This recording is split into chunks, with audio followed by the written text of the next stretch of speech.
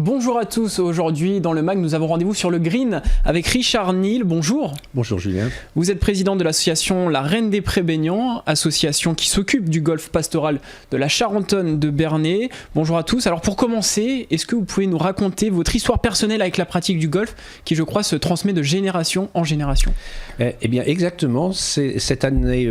je vous remercie de me poser la question parce que c'est une question personnelle, mais mon père jouait déjà, qui était britannique, jouait déjà sur les greens normands, qu'il connaissait très bien, après la première guerre.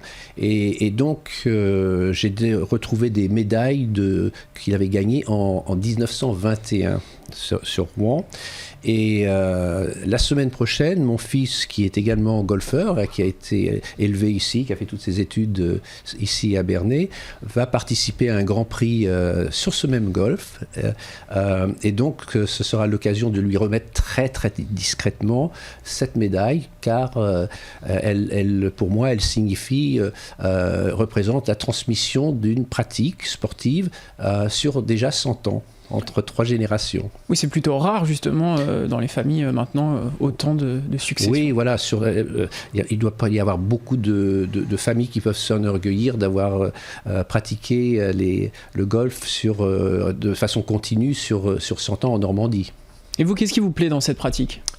Personnellement, alors la pratique sportive m'intéresse parce que j'aime bien le sport en général. C'est une pratique que je peux continuer à faire, même de façon compétitive. J'ai un peu plus de 70 ans, disons. Je joue toujours en équipe, dans la même équipe que mon fils, de temps en temps. Donc, il y a une différence générationnelle. Et puis, c'est une pratique qui s'exerce à travers le monde. Donc il n'y a pas de limite d'âge, ce qui fait que c'est le sport soi-disant le plus pratiqué au monde. Plus le foot, plus que le rugby, sont des sports où à un moment donné on va raccrocher nos chaussures, nos crampons. Mais le golf, non, on continue à jouer. Moi je vois des joueurs venir ici de 90 ans. Je reçois des jeunes, j'ai eu des personnes qui commençaient à jouer au golf à 80 ans. Ici à Bernay même. En même temps, je tourne la tête et je vois des enfants de 4-5 ans qui sont avec leurs parents, grands-parents. Donc, c'est un sport qui se pratique entre les générations, comme on ne peut pas le faire avec tous les sports. Donc, je trouve il y a beaucoup alors aussi les environnements, parce que les environnements changent à travers le monde. Vous pouvez jouer sur le golf sur la glace, dans les déserts, dans les forêts, sur les links. On a de très beaux links en Normandie, et c'est la raison pour laquelle le golf a été introduit en France via la Normandie. Donc nous avons de très très beaux golfs qui sur la côte notamment, vous le savez très bien, du côté de Parville, à Dieppe, Étretat, sur Le Havre, Rouen, plus à l'intérieur, à Dinard, et puis vous allez vers des golfs comme Granville, qui sont ce qu'on appelle des links. Les links, en anglais, ça veut dire entre terre et mer. Donc les premiers golfs étaient situés dans des emplacements qui n'étaient pas voués à d'autres activités humaines ou économiques, ne déranger personne. Et d'une certaine manière, ces golfs nous protègent, leur existence a protégé le littoral. Mais donc la Normandie est toujours une vraie terre de golf. Et à Bernay, on a également un golf. On ne joue pas sur la glace ni dans les bois, mais il y en a un, puisque depuis 2008, ce golf local de 9 trous près du cours d'eau à la sortie de Bernay, c'est vous-même qui l'avez créé. Il est géré par l'association La Reine des Prés baignants depuis 2010. Comment travaille cette association et quels sont ses objectifs ? Alors l'association, en fait, l'association La Reine des Prés baignants, c'est une contraction de deux mots, deux termes. La Reine des Prés est une plante endémique que l'on retrouve dans les prairies humides, ces prairies qui sont convoitées mais qui sont extrêmement fragiles et l'objet de protection au niveau mondial, européen. Nous sommes protégés dans le cadre Natura 2000 déjà, et désormais, grâce au golf, nous sommes désignés comme espace naturel sensible. Donc, le golf peut également se pratiquer donc, en fond de vallée. L'association La Reine des Prés baignants, pourquoi ? Parce que ces prés, dans le temps, étaient baignés pour obtenir le regain, pour obtenir une deuxième, voire troisième fenaison. Donc elle avait une fonction très importante.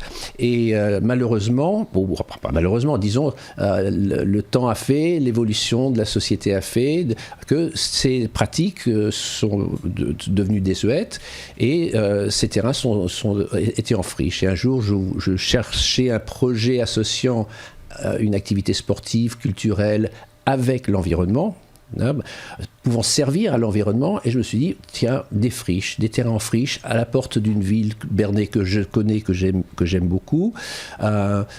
Pourquoi pas tenter et donc la formule était de créer un petit golf sur mesure, avec une logique originelle, et puis que le golf serve de vecteur de valorisation, d'entretien, de valorisation de ce site qui était en friche. Alors justement, ce site, il y a une 15aine d'hectares au total. Exactement. Comment on entretient un tel terrain ?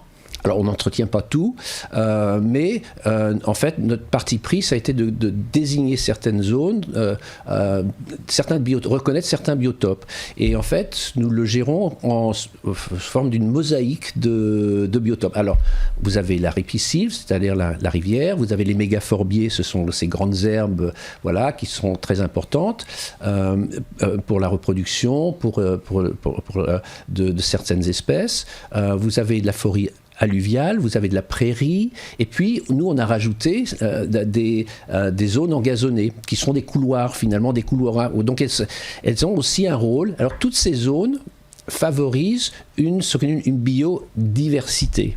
Donc on n'a pas choisi de tout consacrer au golf, tout consacrer à la mégaphorbier. Non, c'est vraiment l'axe, c'est la biodiversité. Mais c'est vraiment un ensemble environnemental. Voilà. Et je pense que c'est grâce à ces choix de gestion dans lesquels nous avons introduit des poneys, de temps en temps des moutons, des chèvres. Donc c'est une gestion dite éco-pastorale, d'où le nom golf pastoral de la Charentonne. Et ces poneys, participent à la gestion de zones, plus de la moitié, presque 2/3 des surfaces qui ne sont pas dédiées au golf. Il y a 15 hectares, vous le disiez tout à l'heure.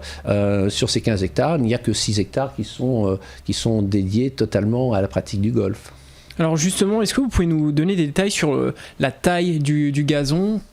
Comment on arrive à un tel travail, à un tel produit Alors, j'aimerais bien que vous me reposiez la question dans 200 ans, parce que là, je vous emmènerai, vous me poserez peut-être la question, comment arrivez-vous à avoir un gazon aussi propre, aussi homogène, et je vous dirais, il y a 200 ans de tonte. Là, nous en sommes qu'à 12 ou 13 ans de tonte, c'est de la tonte mécanique. Nous utilisons très très peu d'eau. Aucun produit chimique ou non chimique, mais aucun produit phytosanitaire. Ce qui fait que nous arrivons quand même à avoir de très beaux gazons pour les grands espaces. Cependant, pour ce que vous appelez les greens, les zones rasées plus courtes sur lesquelles on a recherché une planéité pour faire rouler la balle, poter les balles, nous ne prétendrons jamais avoir le même niveau d'entretien que des golfs classiques. Cependant, tous les golfs aujourd'hui sont sous pression de respecter davantage l'environnement. Donc en fait, beaucoup de gens disent que nous sommes le golf pastoral de la Charentonne et dans le vrai, par rapport aux évolutions sociétales, par rapport aux évolutions sur l'environnement. Et nous espérions que ce modèle puisse servir d'autres golfs. C'est le cas. Il y a un golf au Chili qui s'en est inspiré. Je reçois régulièrement, disons 2-3 fois par an, des sollicitations d'autres golfs sur le territoire et ailleurs, demandant comment faites-vous, pourquoi faites-vous comme ça, est-ce que ça fonctionne, etc. Donc c'est un ensemble et ça peut fonctionner. En un mot, le golf a encore de belles années devant lui. Oh, j'espère, oui, Ouais. voilà. Oui. Bon, on l'espère. Merci à vous, Richard Neal, d'avoir participé à cette émission. Pour les intéressés, rendez-vous 177 rue Val-de-la-Couture au Golf Pastoral pour s'essayer au golf. Et sachez que vous pouvez également retrouver cette émission sur notre site et application Radio Sensation.